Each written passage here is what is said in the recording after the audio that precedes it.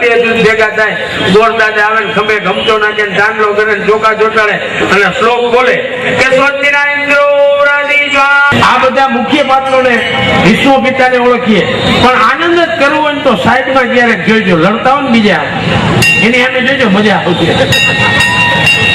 એક તો માપ વગરના બખ્તર કર્યા હોય, 6.5 ફૂટ ની હાઈટ વાળાનું બખ્તર કોઈ કોણીએ ફેરવી જો કેવું થાય. 3-4 રાતના ઉજાગરા હોય, મોઢા ઉપર કોઈ શૌર્ય ન હોય, કોઈ તેજ ન હોય, થાકી લોચકોચ થઈ ગયો હોય અને ઈ લડતો હોય. આગળ સામે વાળા ને પૂછે તમારું કેવું ગામ? તો વાંકાને ગેમ કે મારા માસી છે. પાન માવો ખાય ને, પાન માવો માવો ખાવ ને આ બગલમાં કરો ને માવો મળે. ઉપરથી નાખેલો નશો તો કેટલીક વાર રહીએ, થોડીક વાર થાય ઉતરે. હા રાજા કે પાનનું કે રાજા તો એટલા માટે કે પાનનું નહીં ગયું. હા રાજા કે પાનનું કે રાજા ભાઈ એના કીધું હે એમ ભાઈ હવે અહીંથી ફરમાય ચાલુ થઈ ગઈ. આવી કાર્યક્રમમાં કોઈ અમારા કલાકારો અંદર ન આવે, એક જે બોલતો ને એ જ બોલે, પછી બીજા ન બોલે, નિયમ એ હોય.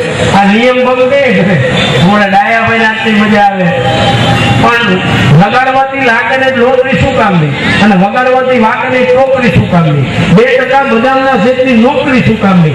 મા બાપનું કીધું માને નહીં, છોકરી શું કામની? અને ખરે વખતે ખાઈ જાય છોકરી શું કામની? ખરા સમય સમાધિ લાગેલી તો પાવડી શું કામની? ભાઈડા ધ્રુજે નહીં.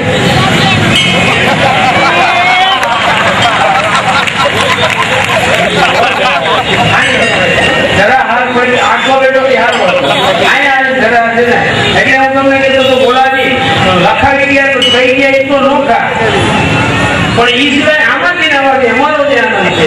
એટલે આજ તો આપણે કલાકારના વગાડવાથી લાકડે લોટરી શું કામની અને વગાડવાથી વાકડે ચોકરી શું કામની?